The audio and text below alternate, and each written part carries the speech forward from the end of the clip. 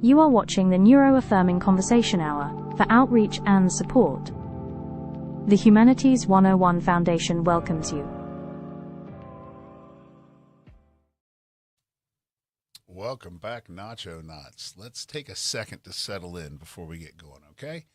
No big ritual, just a small pause before we start.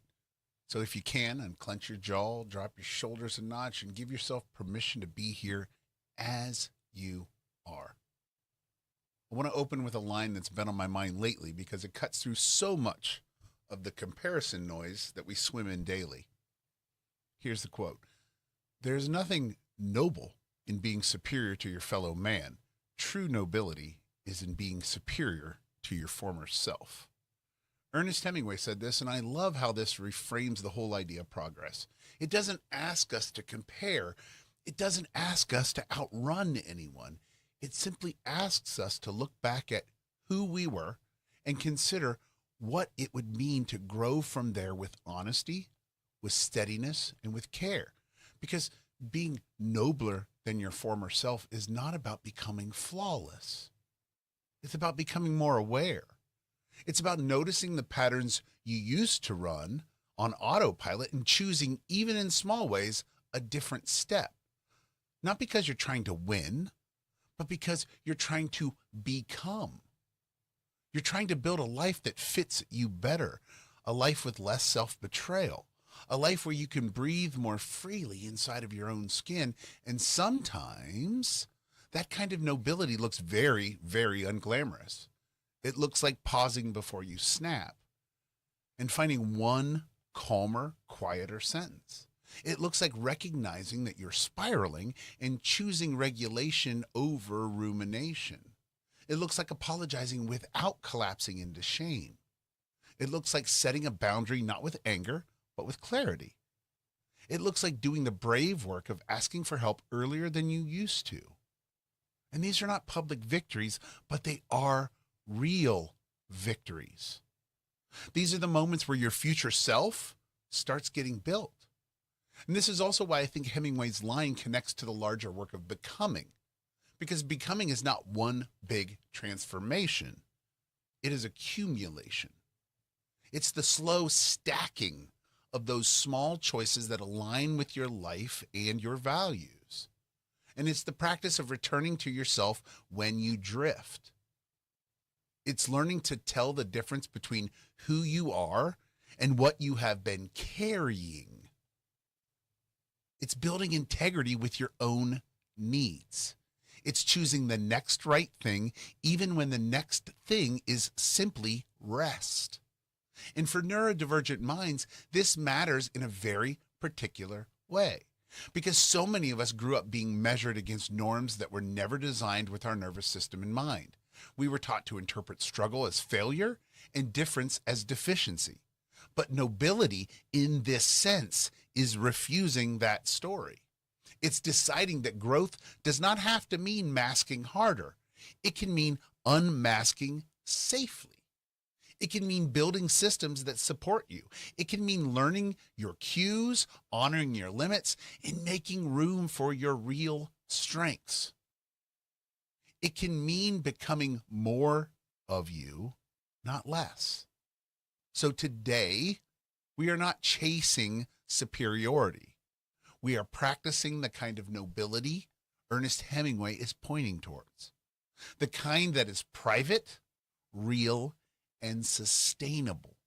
The kind that says, I don't need to be above anyone. I just want to be a little more grounded than I used to be, a little more honest than I used to be, and a little more kind to myself along the way. So with that in mind, let's get into it. And this is the perfect moment to bring into the season that we're actually living in right now. Because for a lot of us, we're arriving at the end of the first half of the semester, and that stretch can feel like a long uphill climb. The early momentum has worn off, the deadlines have started stacking, and even good routines can start to wobble under the weight of one more thing. So if you've been feeling tired, scattered, or a little more reactive than usual, I want you to hear this clearly. This does not mean that you are failing. It often just means you've been carrying a lot. And this is where the idea of being nobler than your former self gets very practical. Nobility right now might not look like powering through at maximum output. It might look like noticing your capacity earlier than you used to. It might look like choosing a smarter plan instead of a harsher one. It might look like asking a question sooner, starting a task in smaller pieces, or giving yourself permission to do the next right step instead of trying to do everything at once.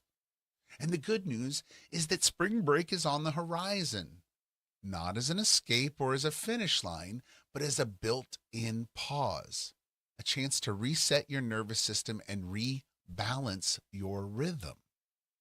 So even if your spring break is busy, even if you're working or helping family or catching up on life, it can still be a marker in time, a reminder that rest is not a reward for perfection. It's part of becoming, and it's part of staying human. So as we head into these next couple weeks, I want to frame this stretch as a transition, not a crisis. A chance to finish this half of the semester with steadiness and to use spring break as a gentle recalibration.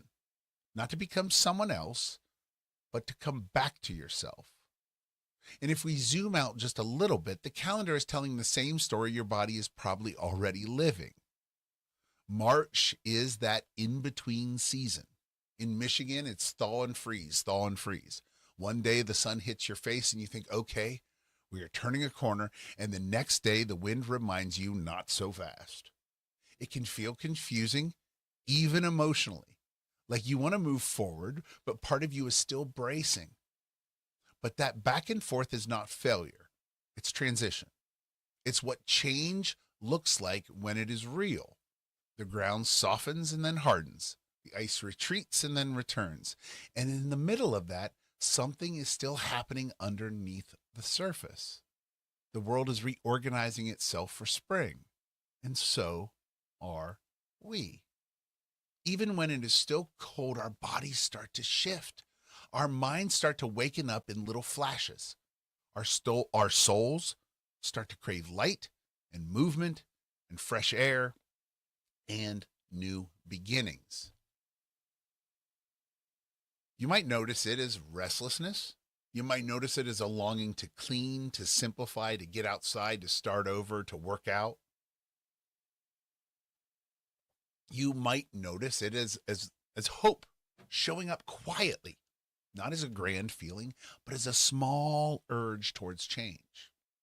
So if March feels like a mix of exhaustion and emergence, that makes sense. If you feel like you're not fully one thing or the other yet, that makes sense too. This is a month where you don't have to be done. You just have to keep listening, keep adjusting, keep taking one steady step at a time. Because becoming is seasonal. It's not linear. It's not constant forward motion. It's thaw and freeze, thaw and freeze, thaw and freeze. And then almost without you noticing, the air changes, the light lingers longer, and you realize you are standing in a new chapter. So as we close out this first half of the semester and move towards spring break, let March be what it is: a bridge, a messy, honest, hopeful bridge. And if your only job right now is to make it to the other side with your dignity and your nervous system intact, that is not a small thing. That is the work. That is becoming. And I want to name something important here because I think a lot of us carry a quiet fear about change. For many people, recalibration can feel like denial.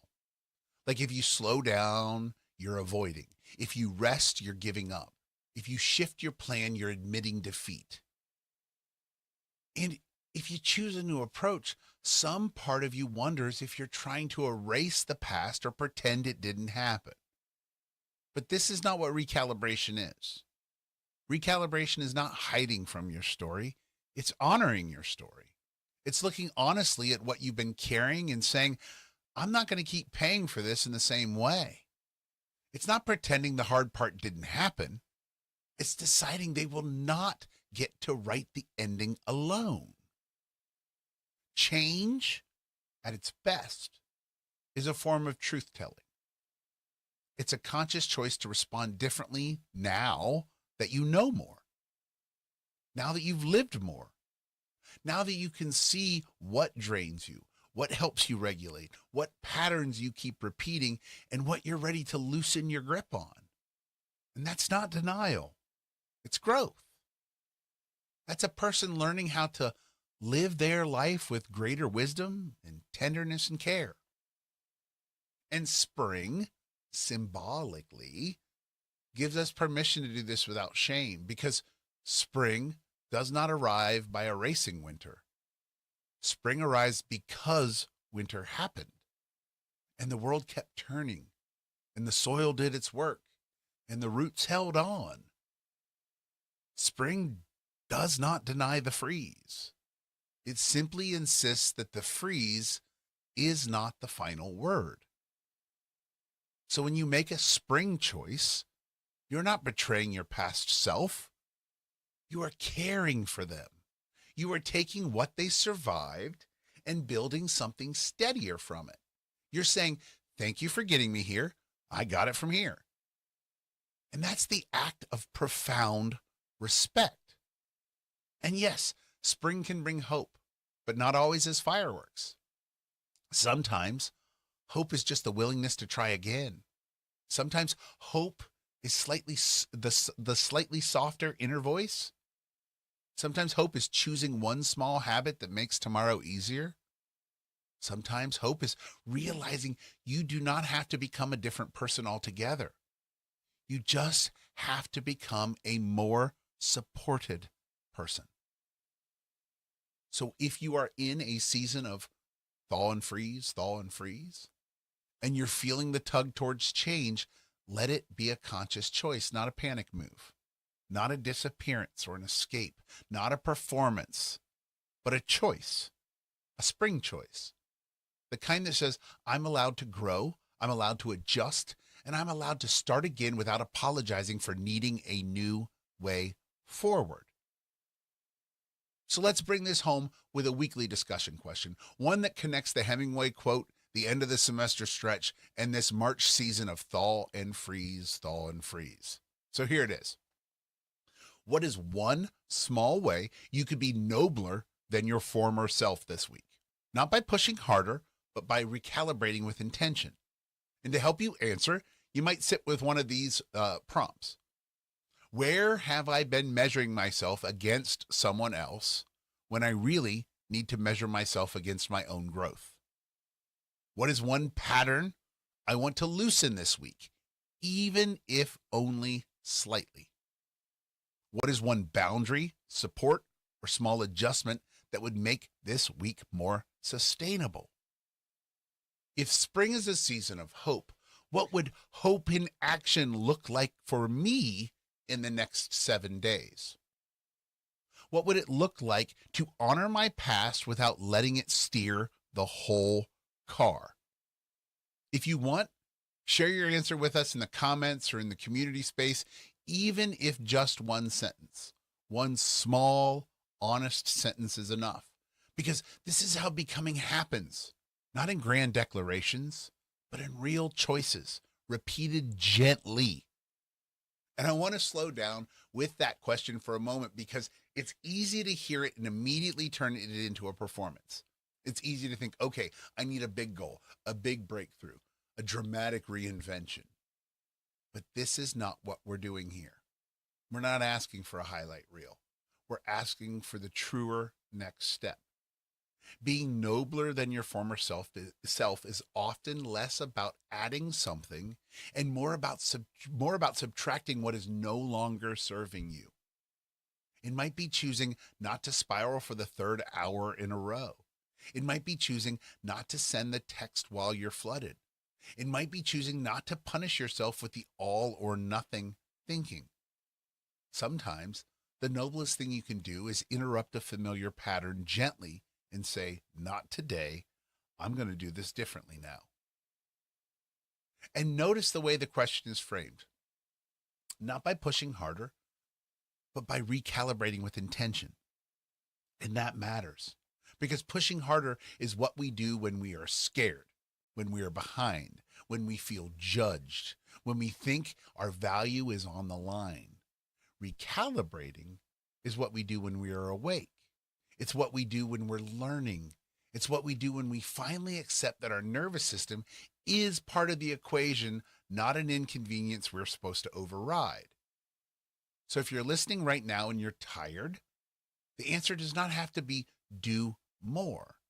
Your answer might be, I'm going to build a week that I can actually survive.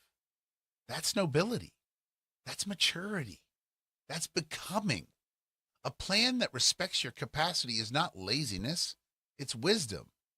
And for some of you, the nobler version of yourself this week might be the one who stops negotiating with shame. The one who doesn't wait until you feel worthy to take care of yourself.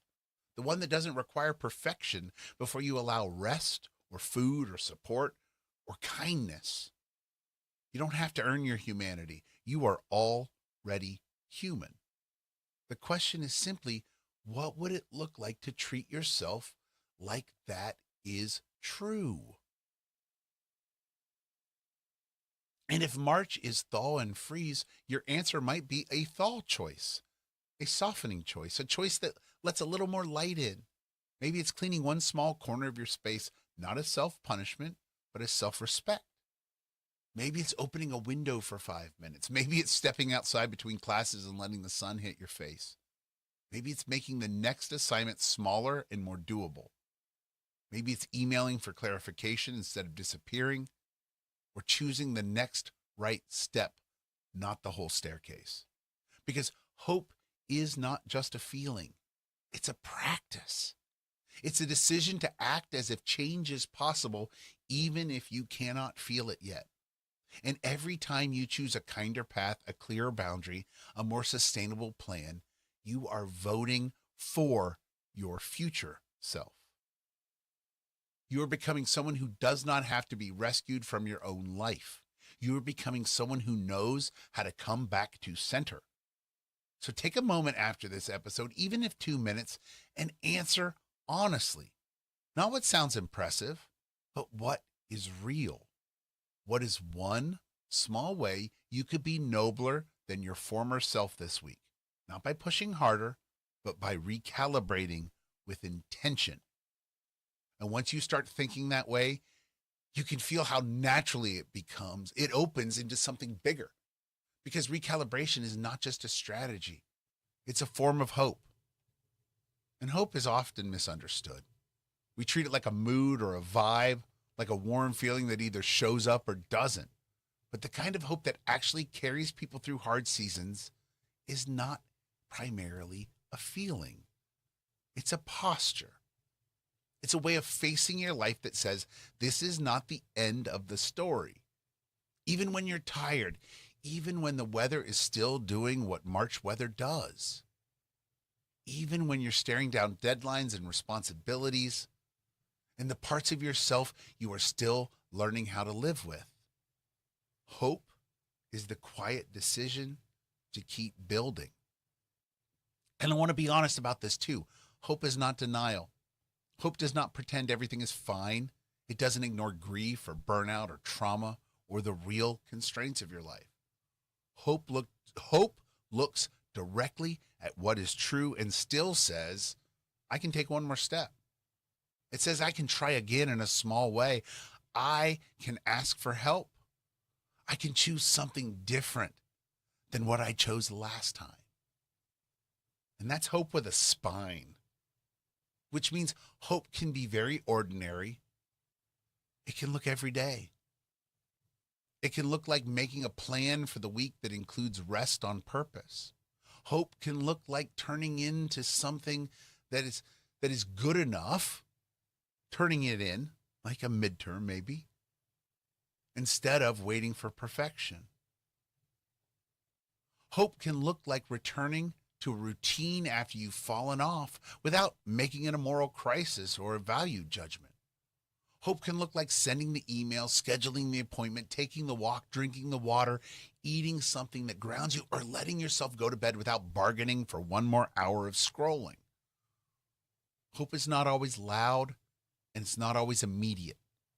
Sometimes hope arrives as a small inner nudge that says, try a different approach.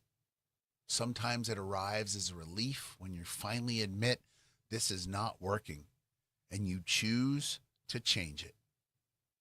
Sometimes it arrives when you stop comparing your insides to everyone else's outsides and you remember that you are allowed to have a humane pace.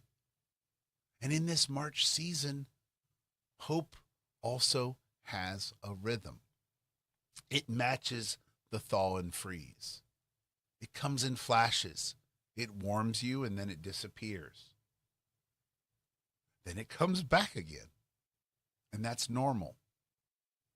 That's what hope looks like when it's growing roots instead of just lighting up the sky. So as we move forward, I want you to hold hope differently. Not as something you must feel, but as something you can practice. Something you can choose in small ways. A steady, intentional turning towards life. A spring choice again and again until one day you look up and realize that the season has changed. And if we're going to talk about hope with honesty, we also have to talk about the moments when hope feels far away. The moments when your mind is tired, your body is overloaded, and your calendar looks like a wall instead of a path. In those seasons, hope can feel like a luxury word, something that other people get to have, but not you. And if that's where you are right now, I want to say this gently. You are not broken. You are in weather because life has weather. We have internal winters. We have long weeks. We have stretches where the sky feels low and the air feels heavy. And the mistake we make is thinking that if we are in a storm, the storm must be permanent. That if we cannot feel hope right now, hope must be gone. But this is where another Hemingway quote meets us with a little more tenderness. The rain will stop. The night will end. The hurt will fade. Hope is never so lost that it can't be found. There's something quietly grounding about that, not because it promises instant relief and not because it pretends that pain is simple, but because it reminds us that seasons move. The rain does not last forever. The night does not get to keep the sky. Hurt, even deep hurt, can soften over time, and hope, even if it's buried, is not necessarily gone. Sometimes it's just hidden under exhaustion. Sometimes it's tucked behind fear. Sometimes it's waiting for you to take one small step towards the light. And that's the key, I think, for our kind of hope. Hope is not always something you discover. Sometimes it's something you practice until you find it again. So if you're in the rain, your job is not to pretend that you're dry. Your job is to stay oriented, to remember that the weather is real, but it's not the whole reality. To do small things that keep you anchored. Eat something, drink water, check the next deadline, ask the question, take the break, turn the assignment into a smaller piece, text a friend, step outside for a moment, put your feet on the floor, and feel the room you are in. Those are hope behaviors. Those are the ways that we keep the thread in our hand even when the path is hard to see. And if the night is still here for you, that doesn't mean the morning is not coming.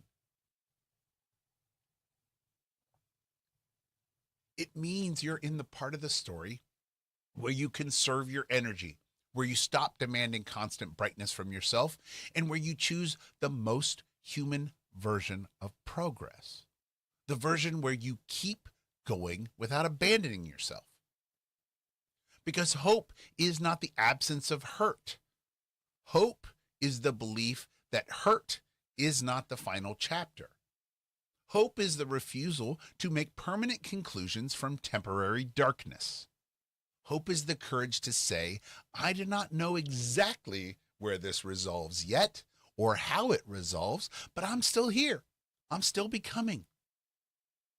So when we pair these Hemingway ideas together, something powerful happens. True nobility is being superior to your former self, and hope is never so lost that it can't be found. That is the whole arc of becoming. A person who keeps choosing a truer next step, even in imperfect weather, trusting that the seasons can change, trusting that the rain will stop, trusting that the night will end, and trusting that you can find hope again, not because life is easy, but because you're learning how to live it with care.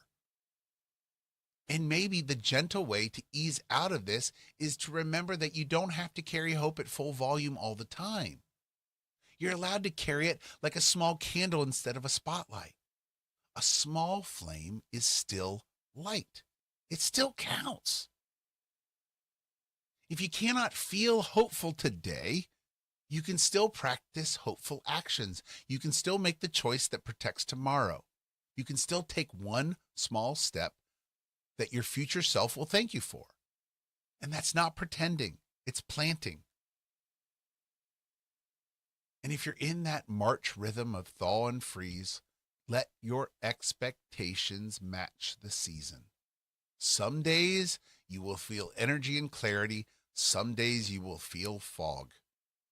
And that doesn't mean you're going backwards. It means you're changing in a way that is real, the way that the earth changes, the way that the body changes, and the way that learning actually works. So hold this softly. You're not behind. You are a process.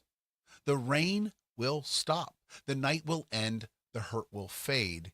And in the meantime, nobility can look like this: staying honest, staying gentle, and choosing one small, steady act of becoming.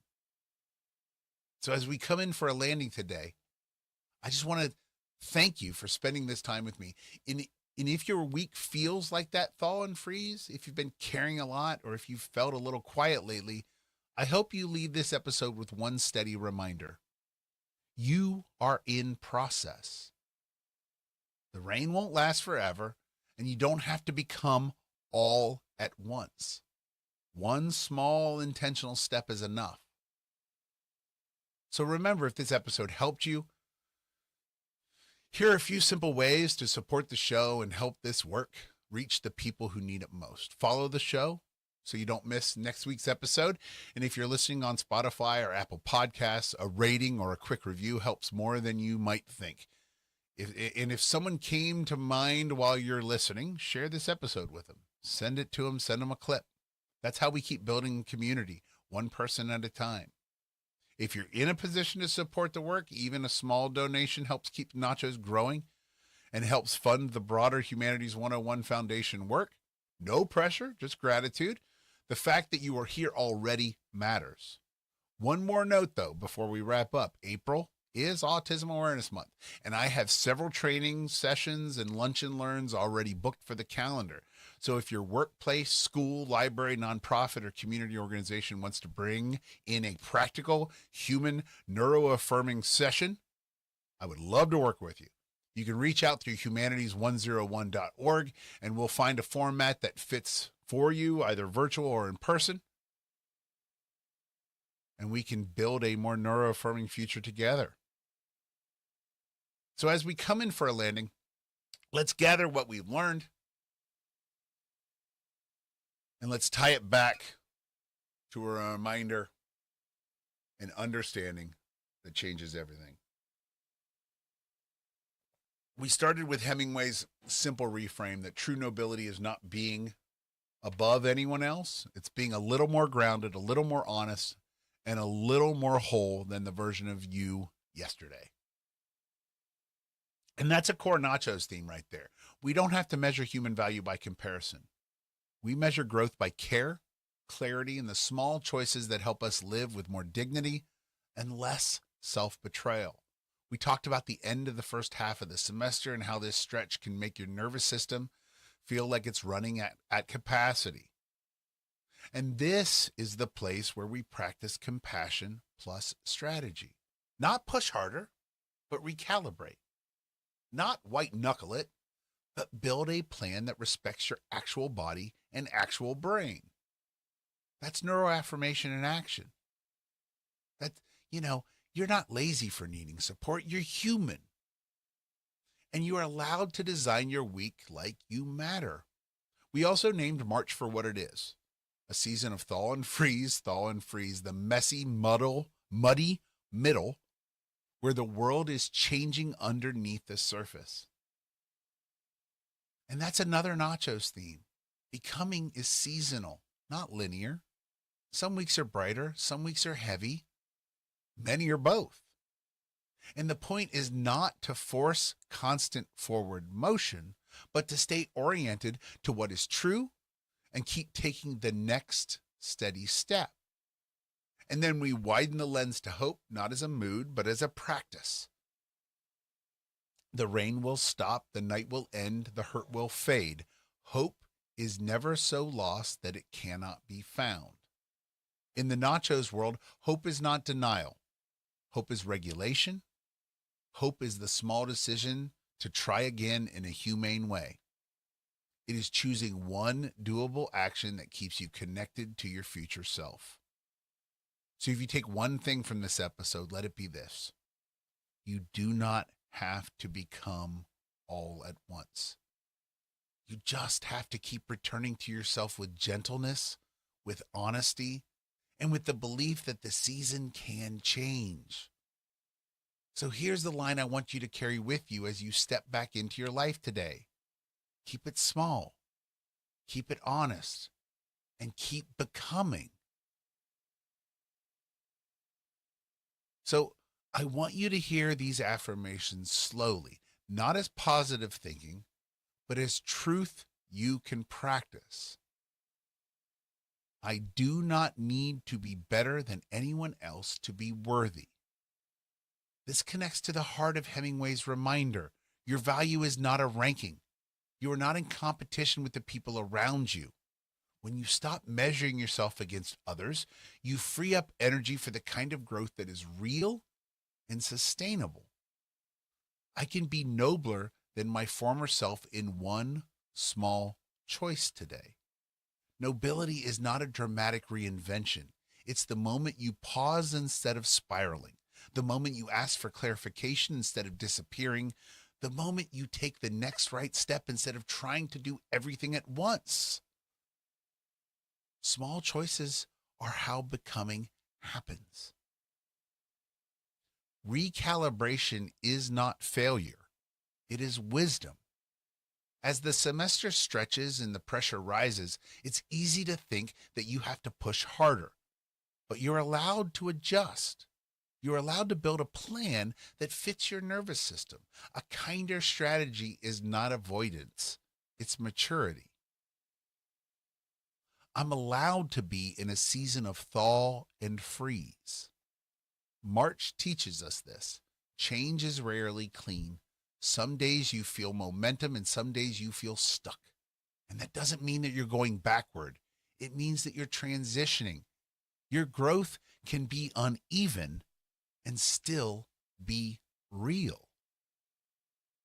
The rain will stop, the night will end, and hope can be found again. This is not a promise that pain is simple.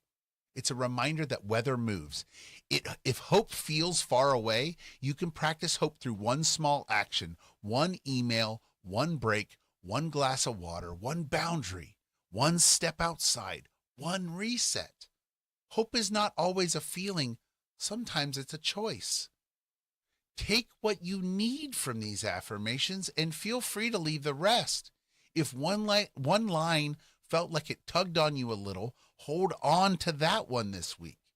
You don't have to repeat it perfectly or believe it at full volume. Just let it sit with you.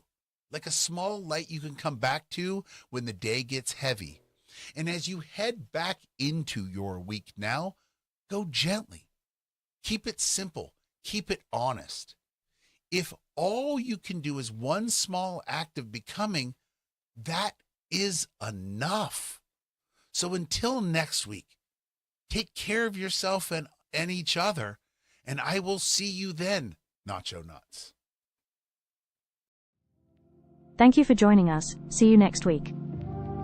The views and opinions expressed in this video are solely those of the creator and do not reflect the views of any institution, employer, or affiliated organization.